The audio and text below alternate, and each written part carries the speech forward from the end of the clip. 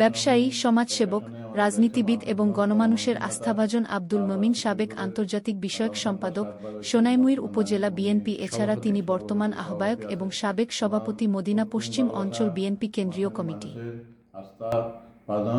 উনি সুস্থ, অবাধ, নিরপেক্ষ নির্বাচনে উনি আলহামদুলিল্লাহ বিশেষ বলে আমাদের বৃহত্তর নোয়াখালী সাতক্ষীরা সোনামুড়ির মানুষ আমরা জয়লাভ করেছি।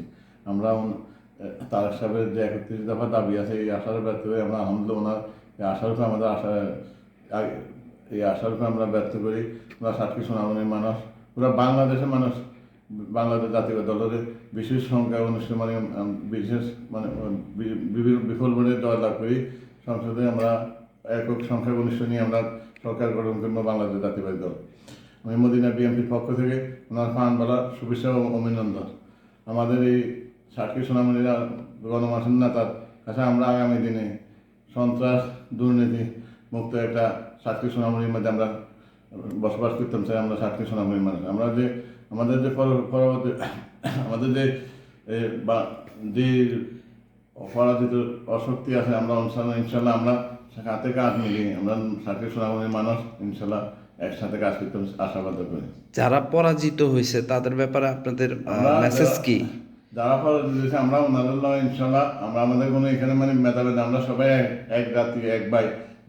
বাংলাদেশ জাতীয়বাদী বহুদলীয় দলগণ বিশ্বাস করে, ওই হিসাবে আমরা সবাই সাথে নিয়ে ওনাদের আমরা ইনশাল্লাহ আগামী দিনে দেশটাকে আমরা সুনির্ভর করে দিতে চেষ্টা করবো ইনশাল্লাহ। আপনার এলাকার যে আর্থ সামাজিক উন্নয়ন তথা শিক্ষা এবং দারিদ্র্য মুক্তর ক্ষেত্রে আপনাদের খোকন ভাইকে সাথে নিয়ে আপনাদের কি ভূমিকা থাকবে সামনের দিকে? আমাদের এলাকায় ইনশাল্লাহ আমরা দারিদ্র্য মুক্ত, আমরা আমাদের এই এলাকা প্রবাসী আমরা বেশি।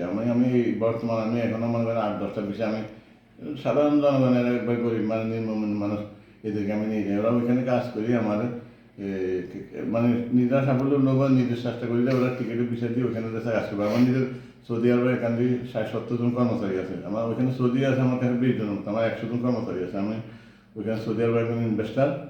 এই হিসাবে আমরা চেষ্টা করি বৃহত্তর নোয়াখালীর মানুষরা আমরা সাহায্যে একজন টানি উঠে নিয়ে যেতে। আমাদের চিন্তা হলো একজন, আমি যদি উপকৃত হয় আমার লোক আমার দেশের বাড়ি একজন উপকৃত, আমি একা উপকৃত চাই না। আমি চাই যে আমার দেশের সমাজে কিছু কাজ করার জন্য আমাদের তারেক সাহেবের যে 31 দফা দাবি আছে, এটা থেকে আমরা ওনার সাথে নিয়ে আমরা এই দেশটাকে আমরা স্বনির্ভর করে উঠেতাম চাই ইনশাল্লাহ আগামী দিনে।